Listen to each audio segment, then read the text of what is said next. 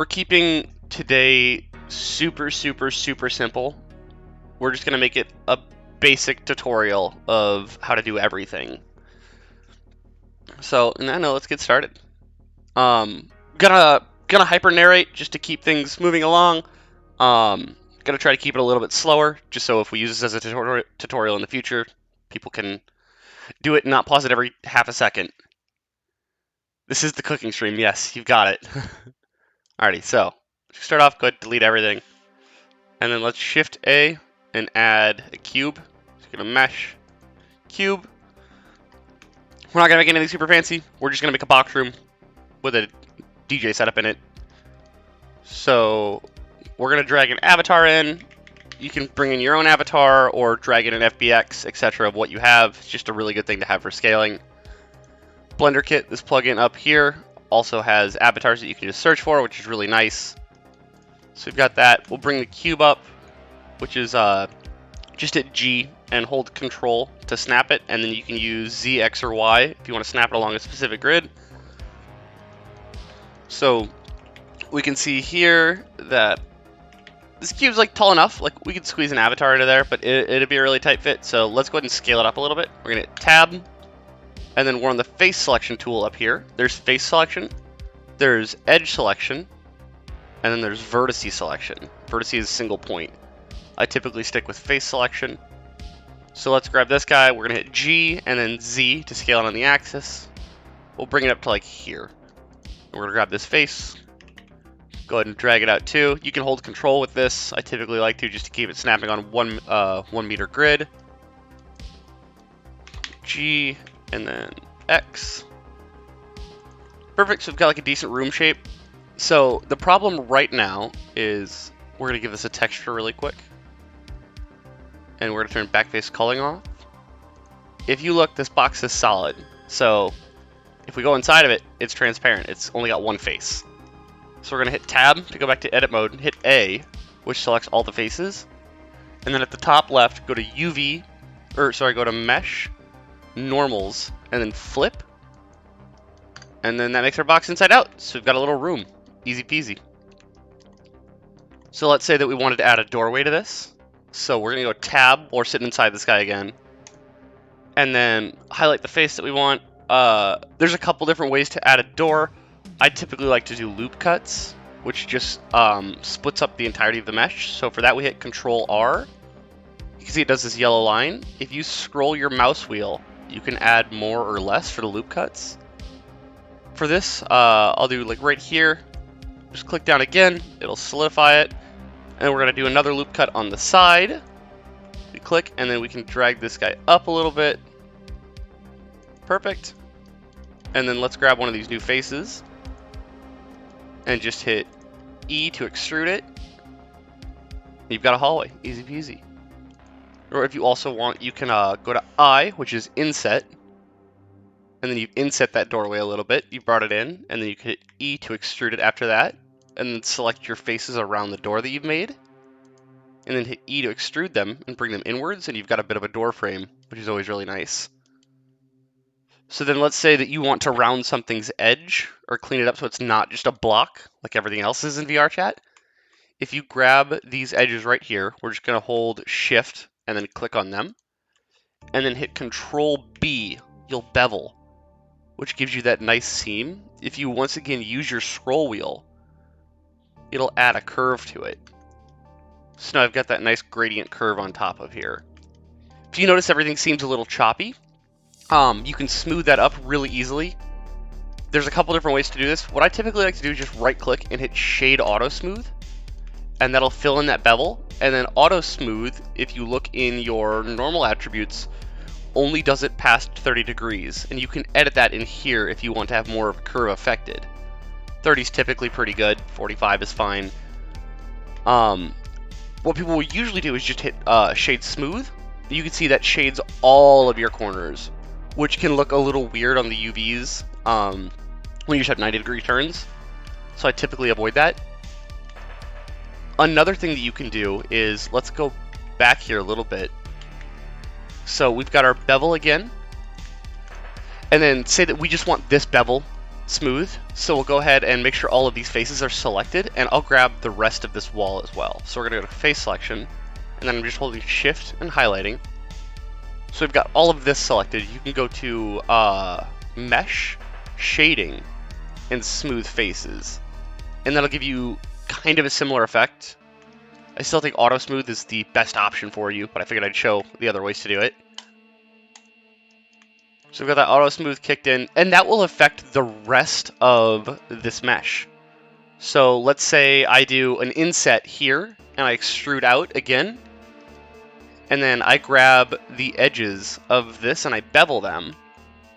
When I finish this bevel, it auto applies the auto shade smooth, so it just comes with that clean look to it, which is really nice. So let's undo that. Alrighty, so we've got our doorway. We'll just make it go off into the abyss, just so like that's your spawn location. Cool, so we've got our room. And then adding a spawn is just the same thing. Shift A, add mesh, add a cube. Place it wherever you want, scale it to the appropriate size, etc. If you want to build stuff really fast, I will once again recommend this Blender Kit add-on, just because you can search up a bunch of meshes, materials, all that fun stuff. There is also a Sketchfab add-on. The Sketchfab add-on is free, and then you can just search the item that you're looking for, like desk, and it will run you through all of the things that are on Sketchfab that are downloadable and free. You can click that, and at the bottom of it, it'll actually tell you your face count too, which is always a good thing to keep track of, and it tells you how many megabytes this model is. This megabyte count does not reflect how many megabytes your world will be, because you can clean this up in Unity afterwards. Cool. Another really good useful tool is using your modifiers. So we'll go ahead and add a cube here, and we're going to explain some modifiers really fast. So you go to this little wrench right here, just click add modifier. There's all these you can play with. Honestly, it's a great idea to just run around and click some, just check them out. So for like the first one, we'll click an array modifier. So you can see, oh man, my cube got longer, right? It didn't get longer. It just duplicated it, and it's going on the X scale. So we'll move that back to 1. We can increase the count as much as we want, and look at that. It's got like a little solid wall. So with this though, the cubes do all have topology on the inside though, so they all have their own internal faces. So this isn't the most performant way to get a longer cube. But if you want to do a list of things that are all evenly spaced, the array modifier is great for it. And then you can play with the different factors to move them in different ways. So like a 3-3 is just like a perfect diagonal line.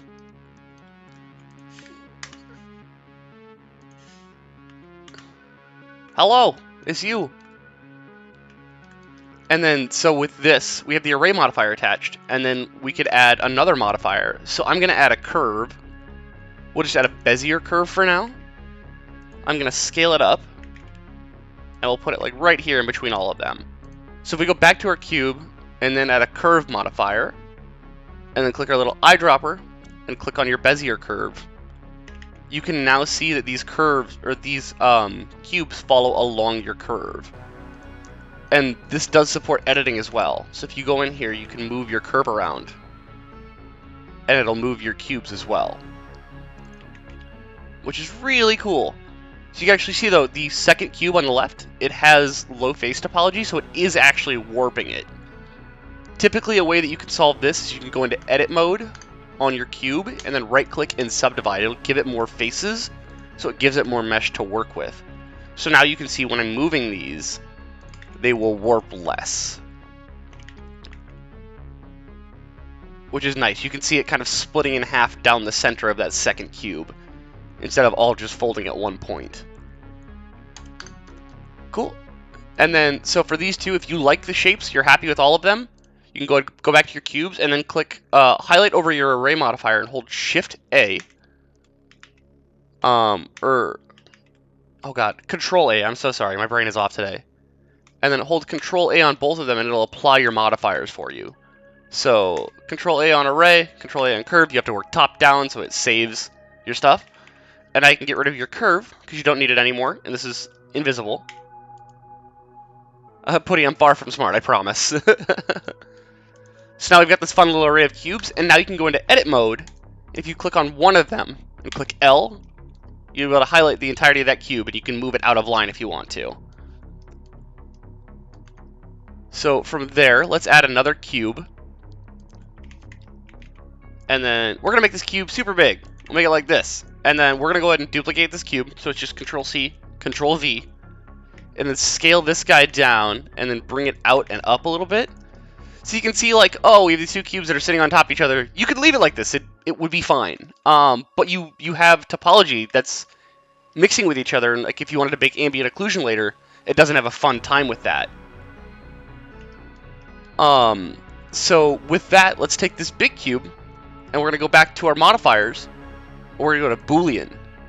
And then from Boolean, if you select the eyedropper and click your small object, and then if you hide your small object, you can see it intersected it, which is great.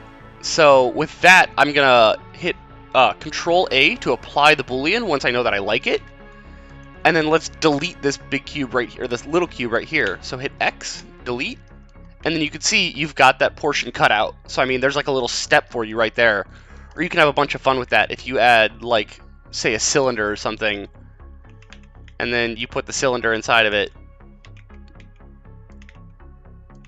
and you wanted like a cool hole or something chilling right here. You can go here again, add Boolean, grab your eyedropper, click cylinder, apply, delete this, and you've got a hole inside of this, which is super sick. And then you could go ahead and like click this and click shade auto smooth again, like we've been doing, and it cleans up the hole for you. So I will tell you right now that the problem with this is any super dense geometry, like if we subdivide the heck out of this. So like this guy right here, if any of these lines were intersecting at all, like say that your vertices somehow got like over here, because weird textures happen sometimes, you know? And you can see like it's doubling up the material, that's why it's got this little blackface on it. Is if you do that with a Boolean and it tries to do the math for the Boolean, it doesn't know how to sort issues like that. It does math to do this, but it's not that immaculate at it. So it will cause you a really weird like series of issues. So let's see if we can't duplicate one of those right now. So let's take this guy and then move it over the messed up geometry, and then add a modifier and to a Boolean again. Oop, we've done another wrong thing. We got to click the big cube first. Add Boolean and click exact. We might have actually gotten this to work. Crazy! The new Blender Booleans are pretty good. I'm not gonna lie. Old Blender, that would have messed up super hard.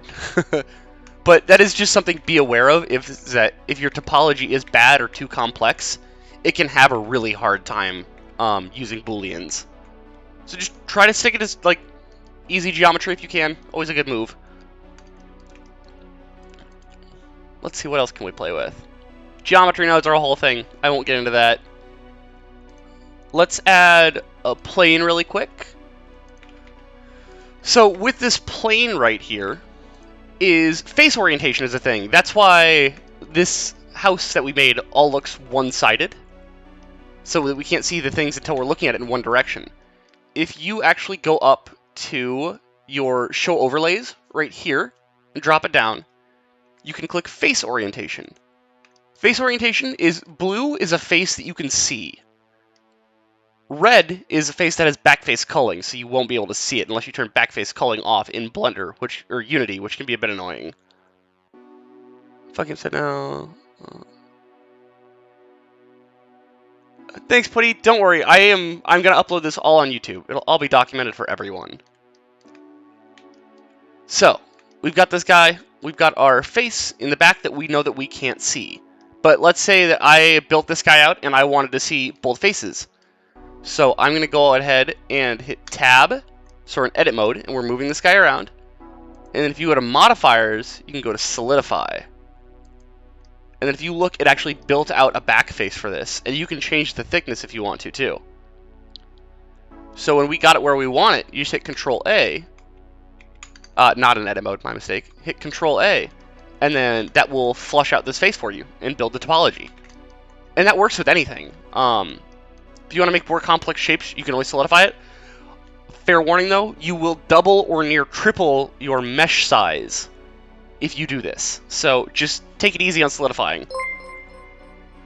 Thanks for the sub, Putty. I appreciate it, man. You the best. So, we've got that.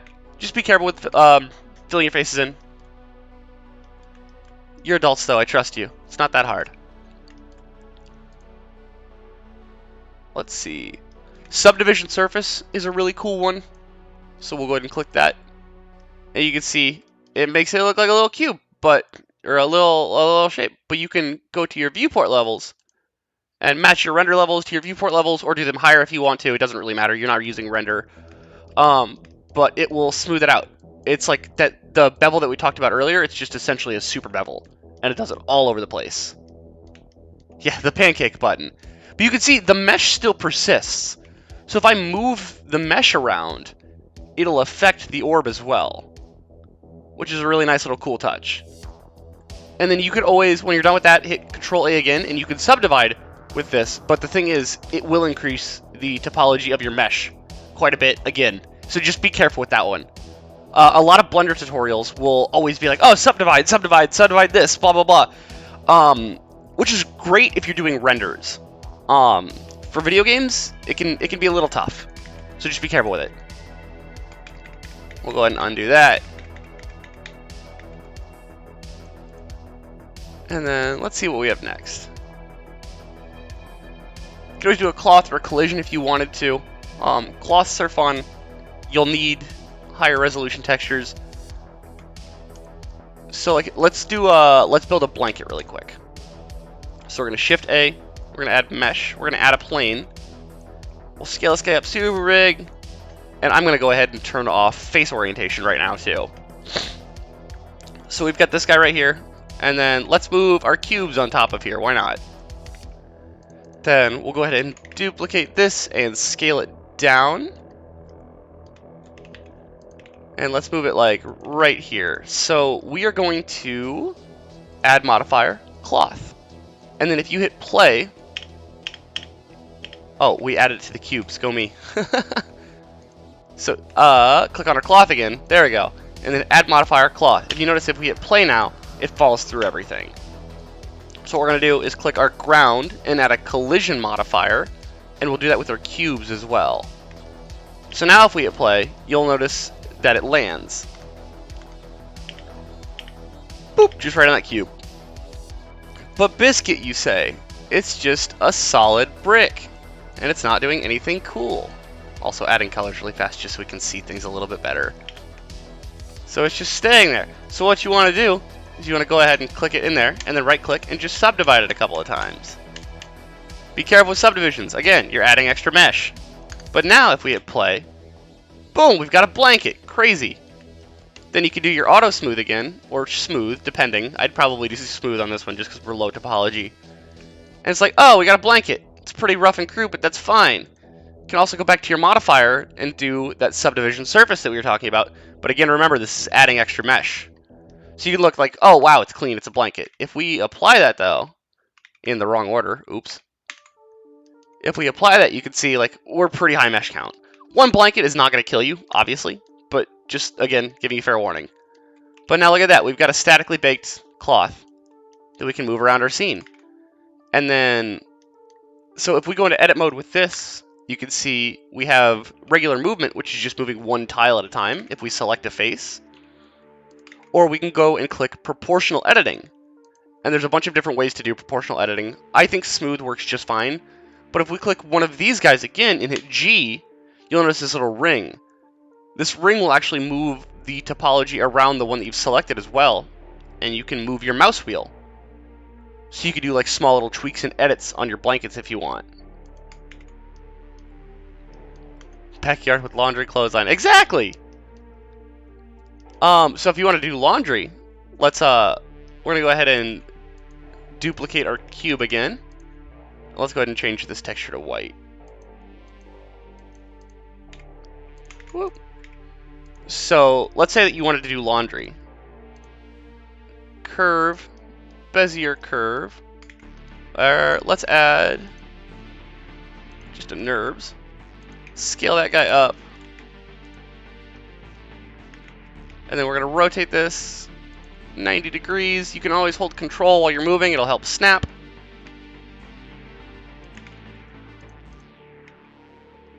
Scale this guy, and then we're going to subdivide this again because we're doing cloth.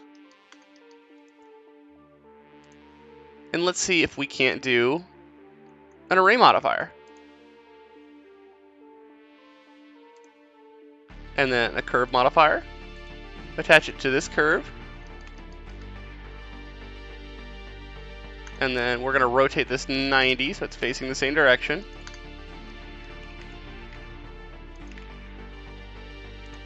Let's give it some spacing.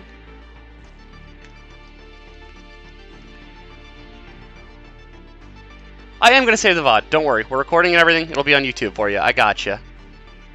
Awesome. So we've got these two little guys right here, the little cloths. And then we can go here, hit tab mode. And we're just going to go ahead and control click these edges right here, and then shift the first one, and then control click them again.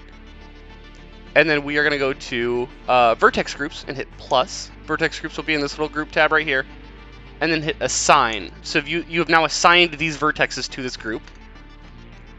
So if you go over here and you add your cloth simulation, and then you go to your physics tab right here, you can scroll down to shapes, and there's a pin group, and you can pin the group that you just made.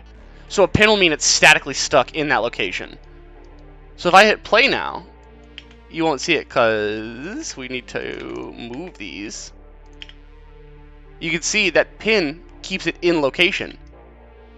So now we've got cloth sims that are running with that stuck group, so you can add hanging laundry. Super duper easy. And then if you even wanted to go the extra level, is you can take your curve that you made and go to this little curve data and go to geometry and click out extrude if you want a flat line, or you can change depth if you want a circle. And for some reason it messed up the NURB, but that's fine, ignore that. It might be because of offset, maybe? Yeah, there it is. But yeah, if you edit your depth, it'll turn it into a mesh for you. And then you could just find the size that you like, then right-click, and convert it to mesh. And if you look, we can actually go in and have a real mesh in this now, as to where before that it was a curve. So just right-click, convert to mesh. And for everything that you use in Unity, you want to convert it to mesh. It doesn't like playing with curves; they won't show up. Let's shade smooth on these guys, and like, yeah, really good cloth sim, super easy, and it's hanging for you. So that all being said, modifiers are your best friend in making super cool shit in Blender super duper easy. So let's talk about exporting your project to Unity. We are going to go ahead and start off by creating UVs for everything. Let me make sure this guy's a mesh click. I'm gonna, okay.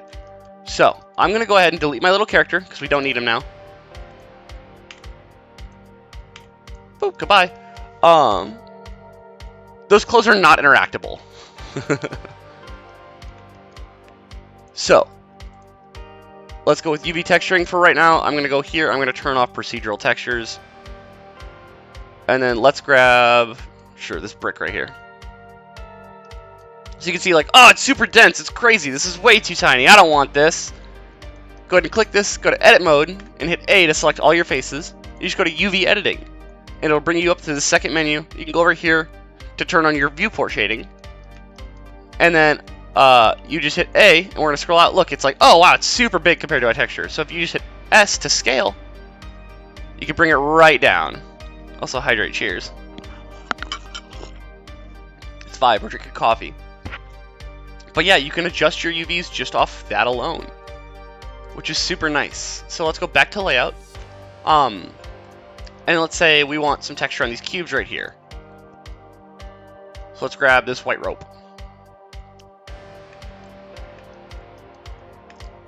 I'm not even sure that applied correctly. Hold on. Oh, it did. You can see, yeah, it's super dense. So it's like, say we don't want it that dense, we can go to edit mode, hit A to select all, go back to UV editing, hit A, and then just bring your scale down. This is gonna look like a crazy UV right here. So we're like, okay, cool, but I don't want my UVs to look like this. We do light mapping in Blender. I'll show you how. So we're gonna clean up our UVs. We're just gonna click UV and click Smart Project, and then hit OK. And you can see it actually built all of our UVs on top of each other. So all of these are different cubes. So if I select this cube, you can see all of the faces are there. This cube, all the faces are there. All the faces are there. None of them are intersecting. So it works great for light mapping. So we can just bring it up to like right there. And now we've got way cleaner faces and way better topology. It's sick. So we've got all that fun stuff. And now let's go ahead and generate light map UVs for these guys. So we're gonna drop this down. And I always get rid of the first UV map if it's got its camera turned off right here. That's your active render. That's what the viewport is seeing. I'll just typically turn the first one off if it doesn't have the camera on and build my own. It's just a redundancy thing. I couldn't tell you why. I don't think you have to do that. But then hit plus to make a new UV map. Hit tab and hit A to highlight all. And then we're going to go UV, Smart UV Project. If you go back to editing, it's going to look like this again. This UV is enough for light mapping. It is fine because nothing is intersecting. I personally also use a tool called UV Packmaster because it gets you a lot cleaner UV packing. It's entirely up to you though. This guy does cost a little bit of money, so I don't expect anybody to use this if you don't want to, especially if you're new to world building. In the long run, if you're doing this forever, this is a really good tool. Yeah, Lightmap UV is also another really good tool. I agree on that. It comes free. Has to fit in a 1x1. You pick your image size quality, and then just hit pack. Blind Light is absolutely right in that end. If you're not using Packmaster, this is a good thing. I use Smart UV because I can just auto pack with Packmaster. So we'll go here. We'll go UV maps for the blanket. We're gonna make that new one. Hit Tab, A, and then like we'll use the light map pack. Hit OK. And you can see it's super dense, but it's there. And then I'll use my packing on top of it. Cleans up the topology a little bit for me. Nothing crazy. So, and what I typically like to do is I'll UV unwrap everything at the very end. And when I'm done UV unwrapping something, I'll just hit H to hide it. So we'll do that with the cubes too. You can also just click Alt H if you want to show your stuff again. So let's go ahead and unpack the rest of this. See, that's a weird one. You want a list of my add-ons? Say less. I've got you covered. They will also be all in the description in YouTube, but... So we've got that packed. Pack this.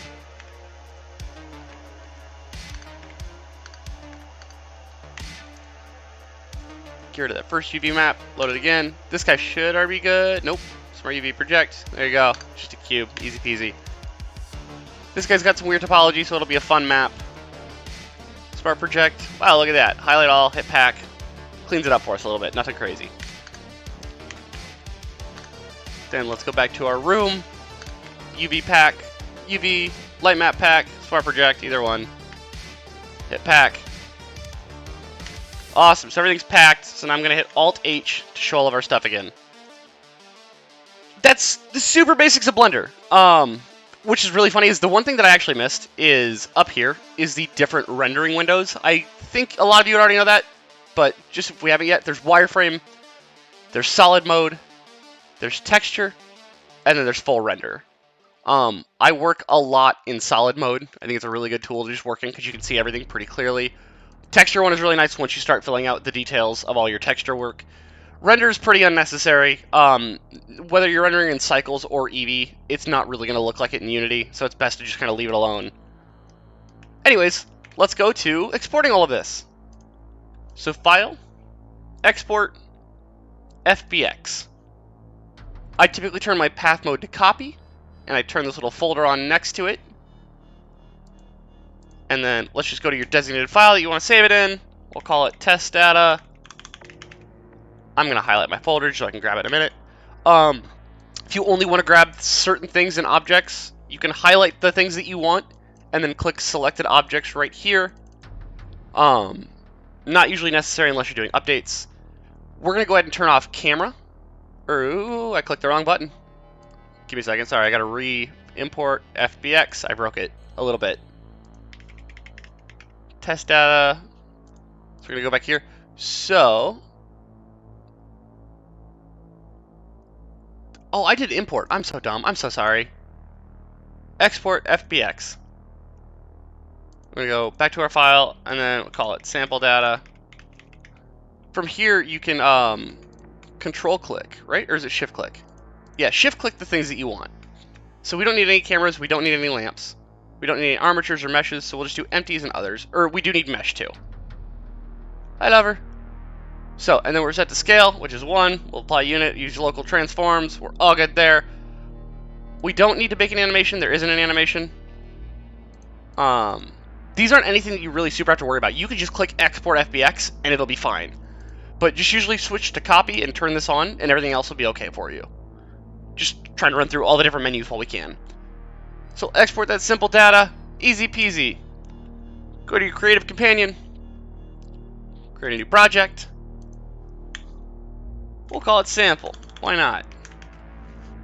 And we're gonna click on worlds. If it's worlds, avatars, if it's etc, etc, etc. I use world U because I use U#. So create project. Finish FBX over GLBs. Yeah, GLBs are a fucking nightmare to export in Unity.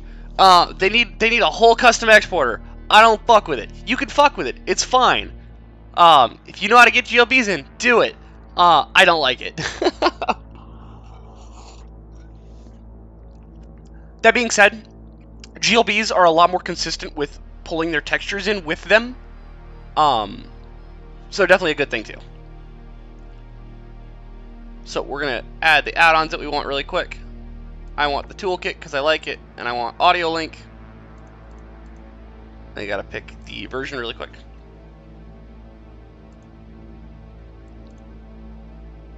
Cool, and then open project. Let me see if I can find the GLB importer for you really quick.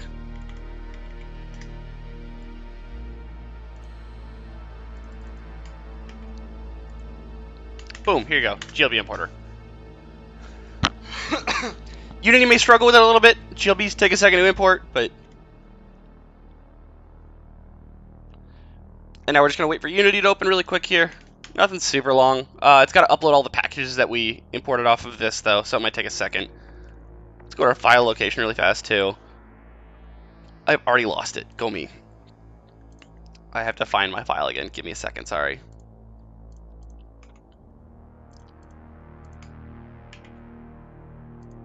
Perfect.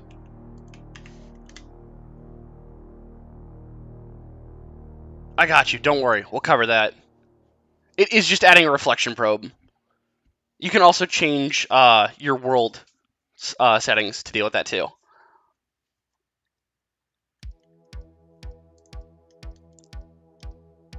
Man, this club's looking crazy.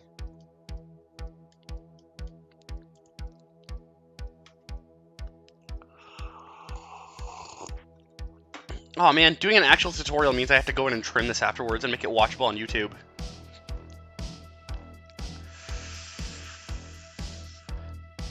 It's the Cloth Brick Club, you know.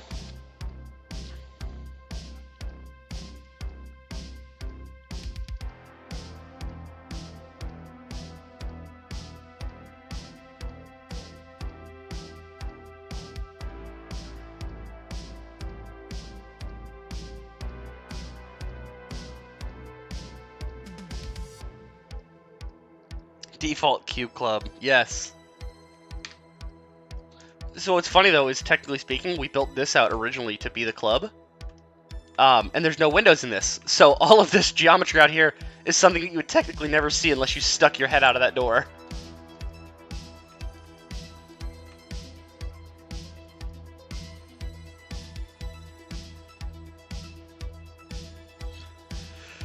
How's everybody doing today? Everybody recovered from Techno Tuesday?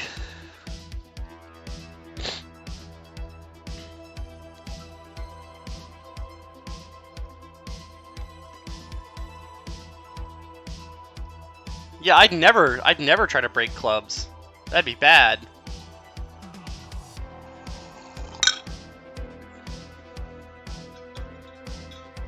Yeah. They're gonna be like, what the hell is this? There's a whole world out here.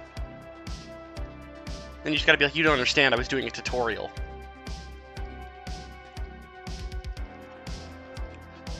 This all being said, Blender's your friend. It's not that scary. Take the time to get used to the hotkeys on it. Learn your modifiers. Learn how geometry works. It can be a really fun thing that will help you excel incredibly fast in world making. Prefabs are an okay thing. Don't get me wrong. Use prefabs for whatever you want. If somebody can make something better than you can make it, you might as well use it, especially if it's a Creative Commons license. Make sure you're offering proper accreditation, of course, but don't be afraid to learn new things. That's why we started learning Unity to build worlds or your avatars. Blender's just not even a step up from that. It's just a step in a different direction, but it helps so much overall. Everybody's always afraid of this tool. Don't be afraid. It's super easy, and one day it'll just click super fast. Download the program. It's free. Play with it. Build a cube. Build 5 cubes. Just do yourself a favor and try to learn how to make stuff. It's super fun. It's asking if we have a backup of this. We do. We don't really, but it's fine. Yeah, absolutely. Use those assets. Assets are great. They're tools that people have made for you to make fun, free shit. My Patreon has a fuck ton of assets that I upload all the time for $1 a month, and everything on there is CCO. You can do whatever you want with them.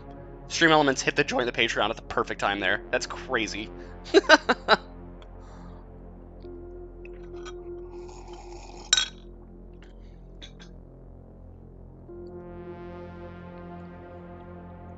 Yep, and near everything is CCO.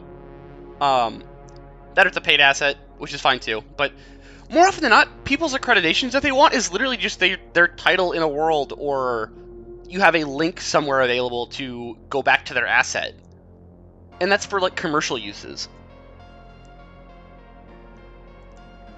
I wish, that'd be cool. I'd be saying Patreon every 6 seconds.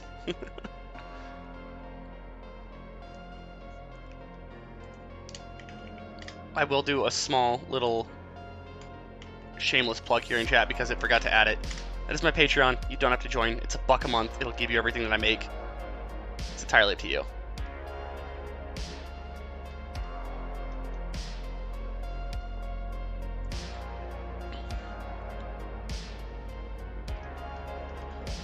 Our Unity's almost open.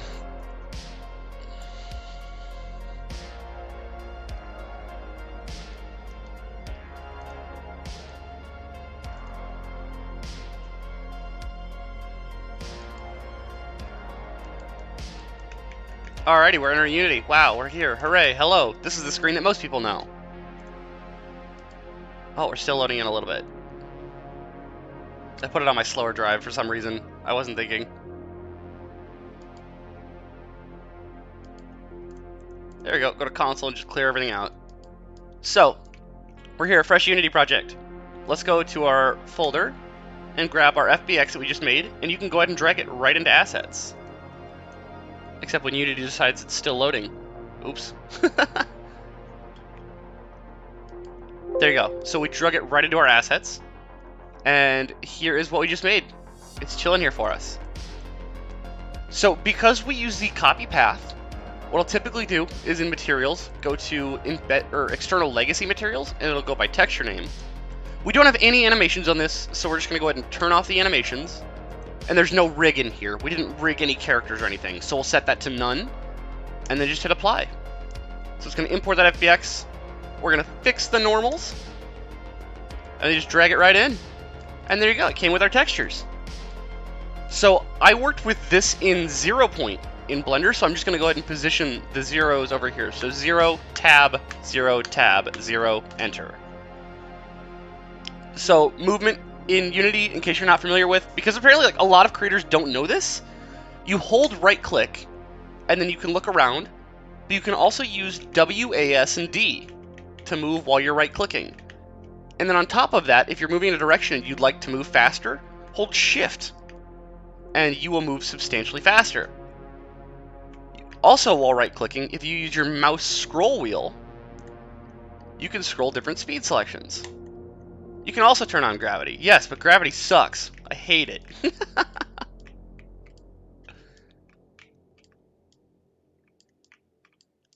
So, let's go from here. We're just going to assume everything is a surface that we're going to interact with, even though like we made the club a single room. First thing that you typically want to do is get your collider sorted out. For this, we have all really simple topology, so I'm not worried about adding a mesh collider. If your stuff is super dense, you typically don't want to do a mesh collider on it, and you'll want to build out your own fake collider on top of that. So for these guys, we'll just go ahead and go over here, drop this down, right-click, and unpack your prefab. And then we'll go ahead and grab our base right here, add component, mesh collider. That floor now has a mesh that we interact with, which is great. We'll do that for here. Mesh collider, so that affects our walls and everything, so nobody can get out of here. It's just all one collider that we can stand inside of. Go ahead and add it to our cubes. The two claw sims, these are stuff that you want to be careful about adding colliders on because they are dense geometry. Typically, you can just cheat by creating a 3D object cube and kind of encapsulating this guy with a cube. And like, let's rotate it a little bit for the sake of the cloth, and that'll be a decent one that you can see, so you can run on top of this. Obviously, build, modify that however you want. Add component mesh collider. So these all have mesh colliders added to them now, and it will just take the mesh data off of the objects itself in your FBX, which is great. So we've got that. So you can see the sample comes with a main camera and a directional light. I will typically remove the directional light. I have no interest in that. I like to light my scene myself. So we go ahead and delete. You can add light, point light. You can see, wow, we've got a light in here. That's crazy. You can change all your settings over here. We'll make it like orange. We'll increase the intensity. It makes it brighter. You can also increase the range, which is how far it spreads. You can light up your scene super easy with this. So if we duplicate this with Control D, we can move it inside of here. And you can see right now it's persisting through everything. You can turn on hard shadows or soft shadows, and you can see it's actually baking in the shadow data now.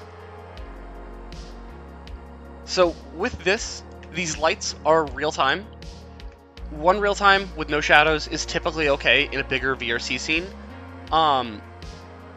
In stuff like Dance Worlds, etc., we're all going to do baked lighting because baked lighting is way more performant. So if you want to bake a light, we're just going to highlight the light. I'm just going to highlight both. And you can go over to where it says real-time right here and just swap it to baked. You now have a baked lighting source. You have to bake it still, but that's how you swap it to a baked. Super easy, not crazy. We're going to turn on hard shadows for both of them. And then if you go to Window, and is it rendering? Yep, rendering. Lighting settings. These are all your lighting settings. Big scary menu.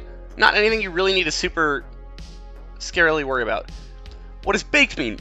Baking your lights just means that you actually bake. It takes an image of this light essentially, and like it takes a top-down view and it says, okay, cool. These are where the shadows are at. This is where the light is interacting, and it takes a picture of it, for lack of a better explanation, and puts it onto the texture itself, and then removes the real-time light. So it's not generating this light map data anymore. So you can delete the lights if you want to. It's adding it to the texture, so it's way more performant. So when you're in your lighting tab, yep, illumination is static with this. So in your lighting tab, this can all look super scary. Don't worry about it. I typically just swap it to progressive GPU because I've got a bigger GPU than I do CPU. You can change your environmental lighting if you want to. Right now we're using the skybox. So we go full render settings. This is our skybox, so it's taking the data from that too. You could also go to color. You can see like I'm editing off a color. It thinks of that instead of the skybox now. And then from here, you just hit generate light mapping. Super easy, it'll bake these for you. And that'll get you the baked lights for your entire scene. That being said, I use a thing called Bakery. Bakery is way more performant, gives you better light maps, works way faster. So I'm gonna go ahead and add that really quick. Takes a second to import, but it's worth it. Just like a bakery, you can see it's all I search. It's 55 bucks. It goes on sale like all the time for like 25, 30 bucks. So just keep an eye out on it. It's a great tool. You need settings for it? I got you, don't worry. I bake all my light settings the same because I'm a terrible person.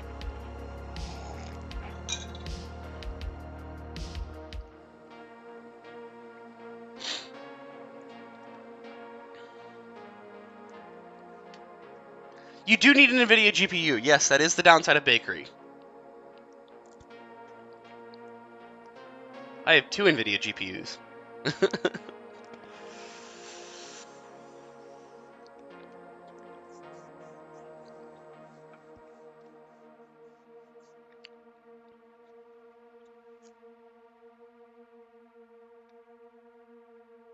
We do be importing.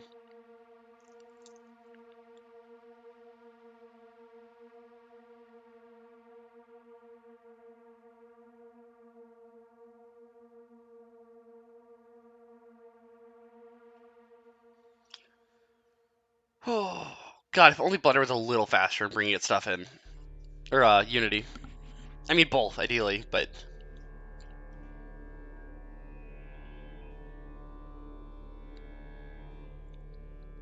Bakery also comes with a Lightmapper Preview that you can use that will simulate a little real-time window of what your lights will look like in Bakery.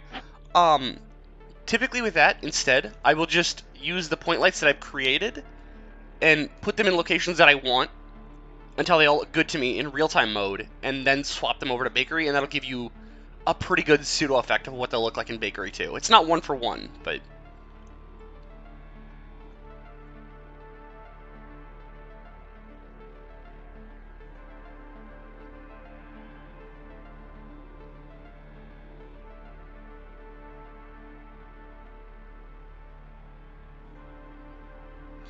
any day now.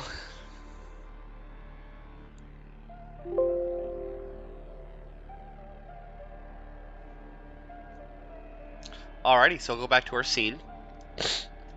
Bakery has imported. We can see it. It's right up here. I'm just going to click Render Light Map, and it brings this little menu over here. I typically like to click on that and drag it to the side and bring it all the way over, just so I've always got my bakery settings. I also totally realized I'm actually, for the VOD, I'm going to redo the explanation of baking things really fast because I forgot to mention anything about setting anything to static. So, let's redo the lights really quick. Sorry. So, if we want to do lights, we're just going to go ahead and add light. Let's do a point light. We've got this right here. You can see like, oh wow, we've got the light. So, we can go ahead and change the color. We can change the intensity. Or we can change the range, which is how far it's affected. So let's go ahead and do that, and then we're going to give these guys shadows. So I like the hard shadows personally. And then let's put one inside of the box. And you can see wherever we have it in the box in location is affecting the shadow in the hallway. Let's turn the intensity of this guy down a little bit. And then you get it to a spot that you like. Typically you'll put it right in front of your light, etc. And then from there, you can take your point lights, and we're going to swap them out of real-time mode into baked mode. And baked mode will just bake all of your light map data onto your models in the scene and make it way more performant for you. So then from there you go to your lighting tab. You can change the source of your environmental lighting. Right now we're doing skybox. You can switch it to color if you want. You can see it's using the blue color to do faux environmental lighting. Skybox is typically fine. And then in your light mapper right here, you can swap between progressive CPU or GPU. I've got a better GPU, so I typically stick with that. If you also want to, this is where you turn on fog. I'm not the biggest fan of Unity fog. You can see it doesn't affect the skybox very well, which sucks. But if you have a closed off scene, this fog can look really good. You can see it approaching in the window. Yeah, so now we have a foggy room, which is sick. We can even go like super dense fog if we want to. So like, you can't see anywhere. In an open scene, fog is not great. Sucks to suck. You should generate light map, and it'll bake those lights for you. Before you generate stuff, though, you have to make sure all of your objects are set to static in your scene. If they are not animated and moving, they need to be set to static. So typically for that, you just go to your inspector, and you can highlight them each individually if you want to, or for me, they're all in one. So I'll just click static. It'll ask if you want to change the children. So I'll hit yes, change children. These are all now set to static. You can set your lights to static too, so it's good practice. Typically, if something in your scene is not moving whatsoever, you want it to be static, always. So you've got that, easy peasy. So now if we go back to our lighting tab and hit generate lighting, it'll bake those in because they're static. If something is not static, a baked light will not affect it whatsoever. So let's say you bake all of this lighting in, and you're like, oh boy, sick, my world is generated now, it's got the lights. You pop in though, and your avatar is pitch black, and you're like, what the heck? The reason for that is because you need light probes. Light probes, if you go to the little plus and go to light, and hit light probe group, it'll give you these guys. And what a light probe group does is gathers lighting data from everything in your map off of your baked lighting, and it will assign lighting to everything that is not static. So if you go to your inspector, you can edit your light probes, and then like I'll just grab these 4 right here and hit Control Duplicate. So over here, we've got the super light bright source, but then over in this hallway, we've got a really dull source. So if you look at these little orbs, you can actually see them like intersecting. You typically don't want these to intersect any geometry whatsoever. So we'll move this right here, and then we can see these are outside. If you turn off all these effects, you can see, whoop. So we're gonna just grab these 2 right here, and we're just gonna move it to the inside of the hallway. So now we're not rubbing into any other objects or colliding. Then we hit Control D again and duplicate, go to the end of the hallway. Turn the lighting back on here. Typically with this, anywhere that you have a really stark contrast in lighting changes, you'll want to add like 4 light probes. You'll want to create a little box out of that stark contrast area, so your lighting for your avatars and everything will update in the scene of that, in the scene where your lighting data is updated. So you can see, and you'd never want to go too crazy on these. Less is kind of more with these. So we can just do this and grab these. We'll rotate them. Oh yeah, it doesn't like rotate. I forget. Edit, but like we're just building around like the light source right here into the dark. Play around with this. You'll get used to it. You want to build from dark to light. Anywhere that there's a new light, you just add more probes. Super easy peasy. If you wanted to get super simplistic with this too, you could even go in. We'll create a new light probe really quick. Light probe. We'll go so it's right above the ground. You could even go from, we know there's lighting here, it's dark everywhere else. We're gonna go to edit light probe. We'll just grab we'll grab 4 faces, duplicate out, do it in the halfway lit area and in the dark area. And you can just repeat process, like dark and then separate lighting in here. This will give you not great lighting data, but it'll give you the full effect, because if you are walking near any of these nodes, it will grab the closest node that you were standing to and apply that light data to you. So if you're standing over where this cube is, it's going to reach and find this light data node right here and apply that lighting to you. So if you don't want it to be that dramatic, you can grab both of these and go over here, obviously, and build a different place for it to grab lighting data. It's there's something you'll figure out over time. So we've got our light probes. We'll keep it super simple and messy just for the explanation. And then we can add a reflection probe to give us accurate reflections. Typically with a reflection probe, I like to 1-for-1 it in my scene because I use a cube projection. So your reflection probe comes in baked. You can set it to real time and then do every frame just to do rough editing. We'll just add a reflection here. So you can see the reflection is updating in real time, and that is showing a reflection of the clothesline because we're on 1 reflection.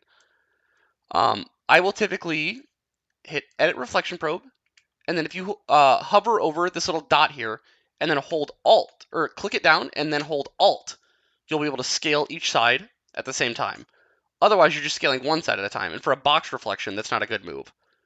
So click, hold Alt, and we'll just drag it to the edge of this cube.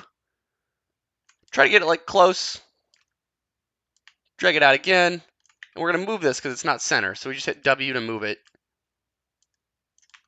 We'll go back to edit mode, drag it, and then we're going to click box projection. So now we're projecting the inner box of the self. Set your clipping planes all the way down. Right now we're using the skybox for color. If you want, you can also use a solid color. It's kind of like that lighting that we showed previously. For here, we're outside, so your skybox is more than good enough. You can set your FAR down to like 40 if you want, or 30 or 40, doesn't really matter. And you can see in your reflection probe right here, like, wow, there's your little scene. That's what it's going to reflect now. We did this in real time. Set this back to baked once you like where it's at. We're going to bake that reflection probe. In lighting, when you hit generate light, it'll bake all of the light probe data, your reflection probe data, and your lights, no problem. For bakery, we're going to go in here and we're going to click point lights. I really recommend bakery. It's worth the purchase. We are just going to go over to our bakery window. I like experimental. You can keep it on simple. That's totally fine. No issues there. I do experimental because I like a little bit better lighting. So highlighter lights, hit add component, and we'll add a bakery point light because these are both point lights. We'll match light map to real time and set our samples to 16 so we have a bit of a higher resolution on these. And then remove the original light component by clicking the little 3 dots up next to it and remove component. So now in bakery, we did our own UVs, so we're going to go to X Atlas, and we're going to go to hole filling. For tiny scenes, you can increase your textual resolution if you want. I think 20 is still pretty high. For super crazy, like insane, massive builds, you want to decrease it. It's got some recommended settings. I would typically follow those pretty well. I think 1 to 5 for the outdoor area is a little low. I typically do like 8 or 10. We're going to change our minimum resolution to 2048 and then do maximum samples for global illumination bounces. I like to turn on ambient occlusion. It just gives your corners a nice little dark touch. I do 2 or 3 depending. And then everything else should be okay. And just hit render.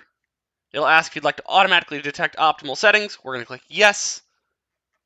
Checking if we have ray tracing, all that other fun stuff. And then we're going to hit set recommended as default. After that, go ahead and click your render button again. We'll save the scene because we haven't saved it yet. We'll just call it test.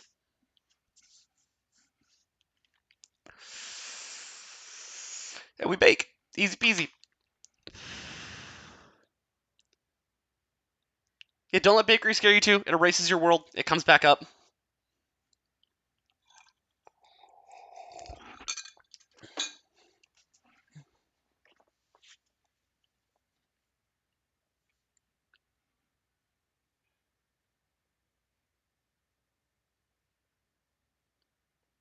I feel like we got a little lost explaining the lighting data. It's fine. We still covered everything. People can learn off of that. It's okay. Also, hi, Mexi.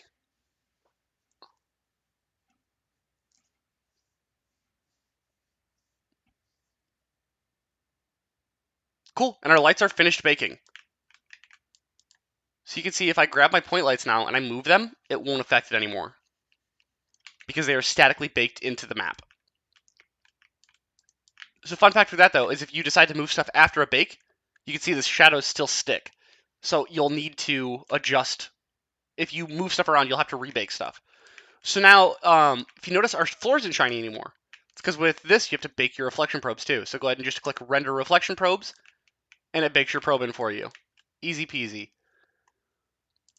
So with this guy, when we brought the texture over from Blender, it only brought the albedo in. If you see, we have these other... oh, wait, that's for the rope. I'm sorry. Sometimes it just doesn't drag the normals in. You have to make your own normal. For sake of explanation, we're just going to grab the rope normal here and drag it in. And now look, you've got all this crazy texture. Normals are your best friend.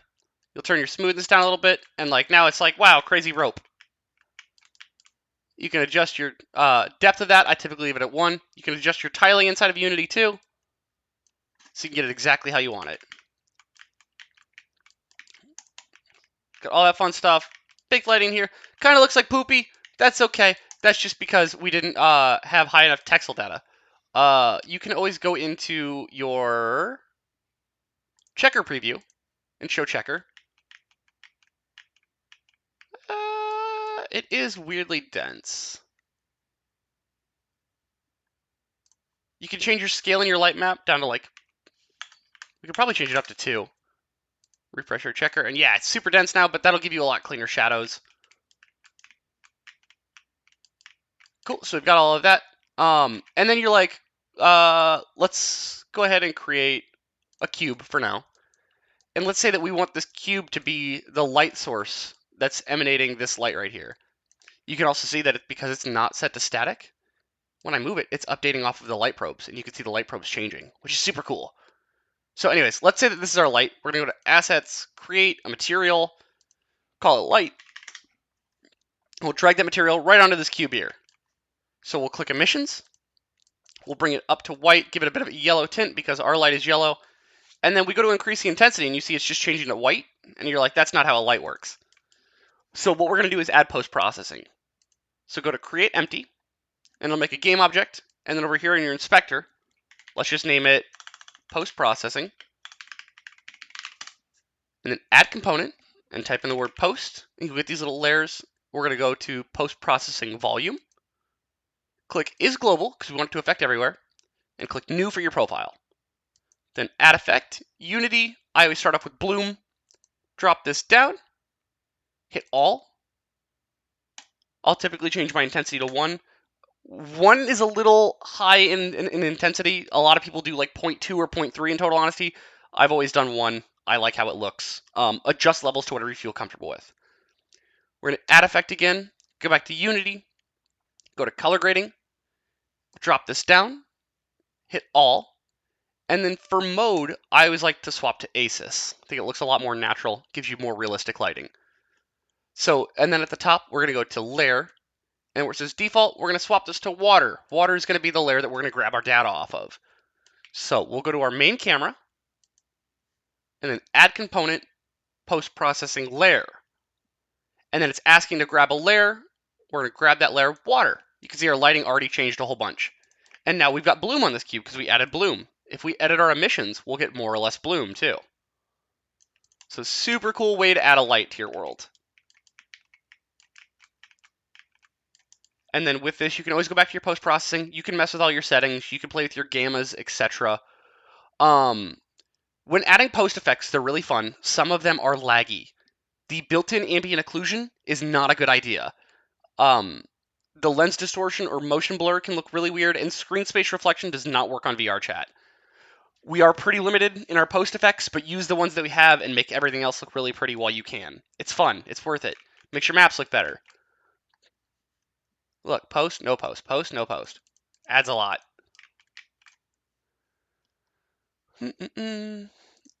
If you, at some point, accidentally deleted your main camera, you're like, oh no, shit, I fucked up. Don't worry. Just go ahead and create a camera. You can rename it to main camera if you want to, not necessary.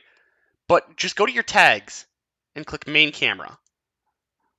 I don't think we have a camera tag in here. We don't, not necessary. So yeah, just make that tag your main camera and then add your layer again. And then set it to water. If you don't add that main camera tag, your post-processing effects don't always work. So we'll do that, and then we want to make it so we can run around in this world. So we're going to go in here and type in world, and then click all in your search, and you can see VRC world. This is a pre-made pack that VRChat makes for you. You just drag and drop into your scene, and this is where you spawn. If you look over here, it's got a reference camera. So if you want your post-processing effects to apply while you're in-game, you need to grab your camera, click and drag it over to your reference camera. So now when you build and test or you go into Unity, that reference camera will be grabbed and you'll have your post-processing effects. The way your spawn works is if you go to R, which is your scale, you can see this little blue right here. Depending on where you rotate, every time you hit R, that blue point is what direction you're facing when you spawn. So you can also go through your edit tools. They're all up here. You could also use QW, ER, T, and Y to do these. W is move. E is rotate. You can hold Control to snap rotate. R is scale. I typically scale out by the gray. We'll do it with this cube so you can see the difference. So W, move. E is rotate. R is scale. And then T is this face selection tool. I'm not the biggest fan of it, but you can use it to do rough editing. And you could swap, but use those hotkeys. They will help a whole bunch. They'll help you move really fast through Unity. They're definitely worth it. We added this guy. So we've got it in the location we want it. We're going to go ahead and set it to static. Perfect. So every time you add a new object, just make sure it's set to static. So when you bake in the future, it'll be applied. So we've got our avatar in here. We've got our colliders. We've got our post-processing. All the fun stuff. Let's add a video player. VRChat does not come stock with a video player. We did the World U# version, so I'm going to use Merlin's U# player. I think I have it in here already. Let's track it down. U# video. You're just going to drag any prefabs that you want right into assets. Going to click the import button.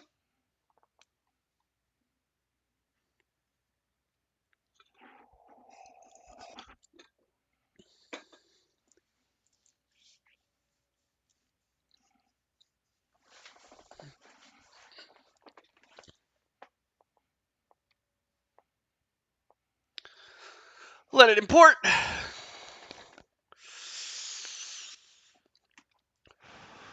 Everybody still following along okay? Nothing's gotten too crazy too fast or anything? What's up, buddy?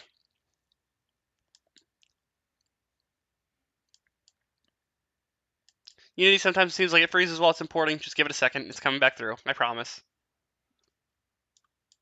Perfect. So now in our assets, we have U# video. And you can see it comes with this little gray one right here. This is a prefab. It's already made for you. So you just drag that right into scene. And we're going to move it upwards. And there's a video player for you. It's that simple. It's literally that easy. If you want, we can get a little more advanced for this. Yeah, of course. I'm glad that pro bit was recognizable. Take it chunks at a time. Heck yeah. So, let's make this video player a little fancier. I'm going to move it into light. I don't know. It helps me. I can't tell you why. So, we've got this video player right here. Let's click on the screen itself. And you can see we've got our screen material. Let's say that we wanted to put our screen somewhere else. Use these prefabs in Lithium up is the part I haven't done before. For sure, yeah. It's once you get used to it, though, it's easy peasy, I promise. So, we've got this screen right here. Let's make sure let's make it so this screen is shared on different materials. So you just click on Use Shared Material, and then you go to your video source right here, and you can just drag and drop it onto different videos or different surfaces. So let's make all these screens video players. You can also just right-click your material and click Select Material, and it'll show you where it's located. So that's our video right there. Let's go back to the base of the video player. So now we've got that cube and these cubes all as video players, which is super cool. I go to default stream mode. I prefer stream mode. If you're using audio link, it'll only work with stream mode. So click default stream mode. You can set your default volume. I typically do about 85. So like right there, 0.86. It's fine. And then we're going to go to our audio sources. Right now, if we're using the stream mode, we're using the source left and rights, which is cool. We have directional audio. Sick. We can go right down here to mode. We can click stereo mix. So now they come out in stereo. If you want to, you can also swap them to 2D, so you'll just hear them everywhere. I prefer 3D. In 3D, these smaller orbs are where you'll hear it at 100%. And from the smaller orbs to the bigger orbs is your fall off. So it'll get quieter and quieter the more you go out of these. So let's say that we want to hear it in this whole area and we want 3D spatial audio. We'll make these outside ones pretty big. And then we just go ahead and click the dots and drag these guys out. So now we have 100% volume every time we're in here. And it's coming directionally from these speaker points. Another really fun thing that you can do that makes your audio in World sound a lot better is take these two sources and hit Control-D and duplicate them and drag them to another point behind people. So you now have four directional audio, and it gives you a much more full surround sound feel, especially with stereo mix. But with this, you have to go to internals, and it's going to have audio sources. If you click that down, you'll notice we only have 3. You want to change that to 5. And then on these last 2, you want to bring in the 2 new audio sources that you imported. You can do this with as many sources as you want to. It's super easy peasy. It yells at you about not editing in here. It works. I've always ignored it. Sorry, Merlin, if you're watching this ever. I ignore your warning. Cool, and you can move those audio sources wherever you want to, obviously. So these are full directional audio points for your video player. Super easy peasy, super cool. You have your controls UI, which is this right here. It's all your video controls. When you click on that, you can actually edit all of the colors here. Merlin set this up really well for you. You can even change the alpha to make it transparent if you want to. If you want to like totally hide the background. You can change all these fun colors to anything that you want to. Make your video players kind of custom. So if you also take this controls UI and hit Control D to duplicate it and move it sideways, you see that we have 2 now. But what we're going to do is in Controls UI 1, drop it down, and we're going to delete some stuff here. Just bear with me. So we're going to delete info canvas. You still got your main info canvas on this guy right here. That's what the little I button is. So it still accredits who made the player and where to get it, all that fun stuff. We'll delete input field. We're going to delete progress. Delete your info button. And delete the loop button. And sync mode toggle. So from here now, we're going to click volume. Go over here to your right in your inspector. And then in Rec Transform at the top, click these 3 little dots. Go ahead and click Copy Component. Then go to your Reload button. We're going to go back to those 3 little dots over here and hit Paste Component Values.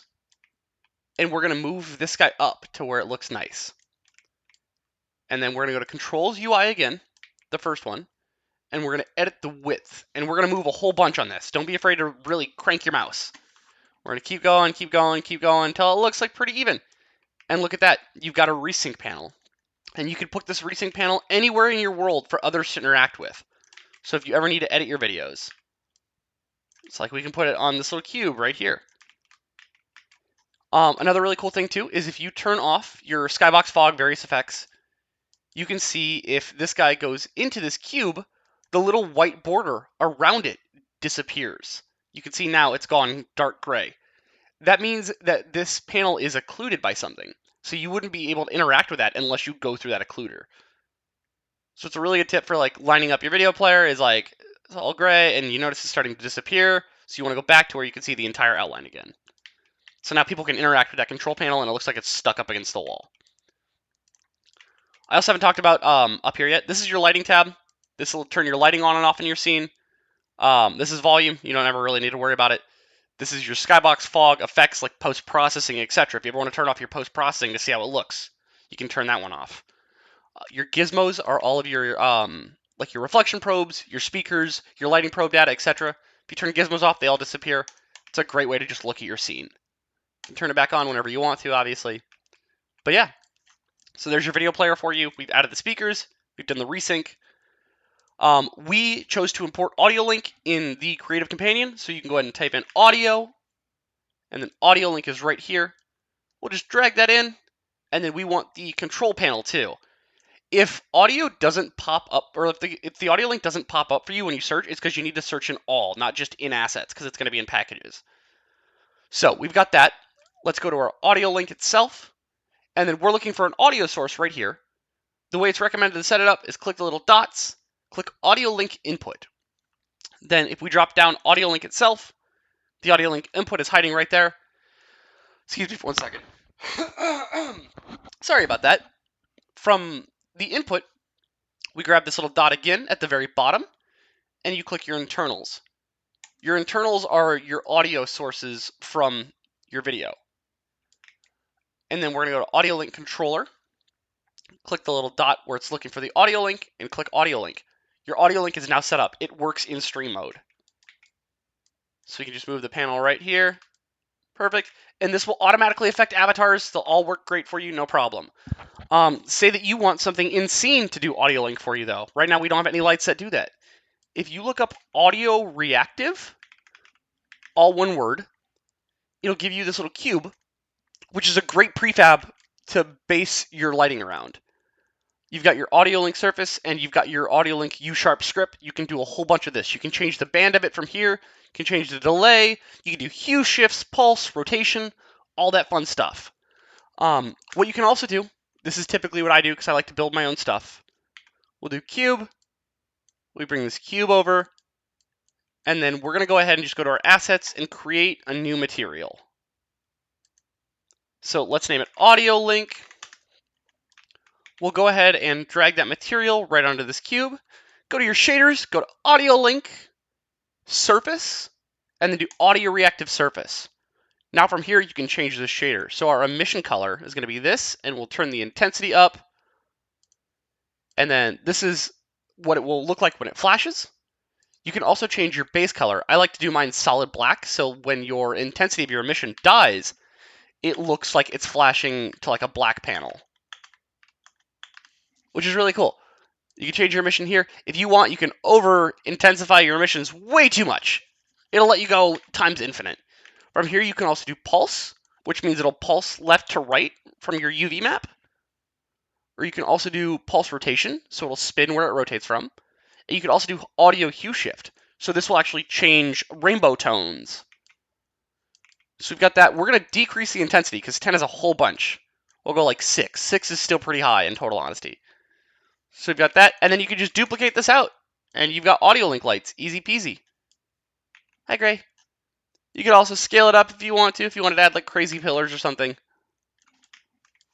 And there's audio link for you. That's pretty much the basis for world building. You can go into VRChat and you can go ahead and build and test this. If you hit control panel, you log in. I'll log in just for the example, because it doesn't show your password. Oops. I cannot type today. Oh my god. Sign in. Let me grab my 2FA really quick. Also, 2FA your account. Be smart. Do it. It's easy peasy. Saves you everything. And when you do 2FA, you only have to enter it in once per project, which is really nice. So we can go to Builder. You will always have these two errors. Don't worry about them. They're with the video player. Everything still works totally fine. But from here, you can build and test if you'd like to try out your world, or you can build and publish if you just want to full send it right away. With the new SDK, we also have, or the new Creative Companion, you also have a new built-in play mode, where if you hit play, it'll build and compile and build you a pseudo simulator. Just click accept, and then you're running around in your world. And you can test everything out. With this simulator, you can interact with UI panels, etc., and your audio link and all that fun stuff. Videos will not work. I will tell you that. If you want to test a video, you got to go to build and test or find a prefab that will allow you to play it in world. I know somebody has just made a tool for that. I don't use it. I just personally go to build and test still. And then from here, you can see at the top right how many frames you're getting. I'm at like 300. You can test the batches, etc., etc. Batches are a really good approximation of like how rough things are running for you. 20, 40, 80 batches is nothing. Over 300 is where it starts to get a little concerning, in total honesty. Easy peasy. And then you can go ahead and click play mode again, and you go back to your regular editing. And that's the basics of a VRChat world. If you feel like I missed anything in the YouTube videos, you can definitely ask down in the comments.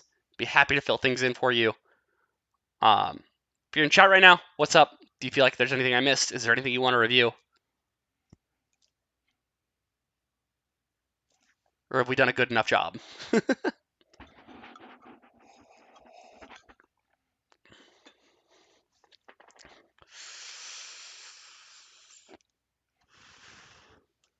How we feeling, guys?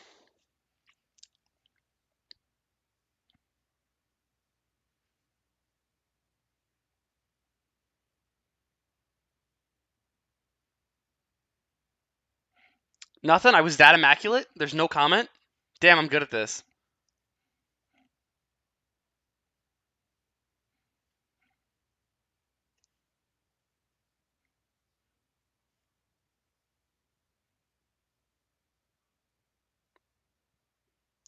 Also, I just saw the donut somebody sent. I'm super sorry. Thank you so much. I appreciate it.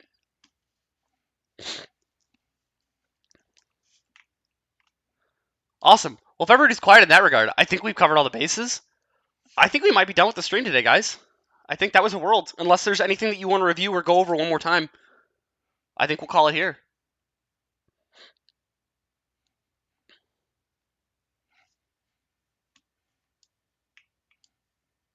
Killer. Thanks for sticking around for all of you that have come through any of the 5 days. It's been super fun. I think this could be something that we'll keep doing in the future. Maybe just like public world building live streams every once in a while. I'll just do a bunch of stupid ideas and just make a map together. Because fuck it, it's been super fun. For now, we should probably raid somebody. Pando, you're always hungry.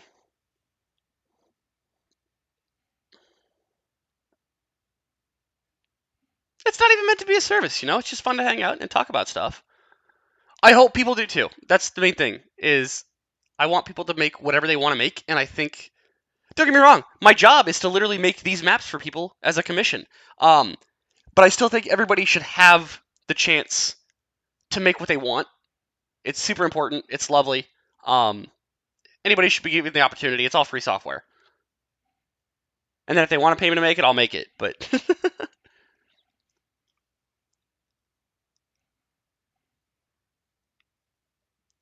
we're going to raid Sinvicta, which is kind of dumb because he's a massive platform. But there's nobody else really online right now. And I love Sinvicta. So awesome. That's it for today, guys. Thank you so much for sticking around. I really appreciate it. It's been a fucking blast. Go out there, make worlds, make cool shit. It's the whole point of it.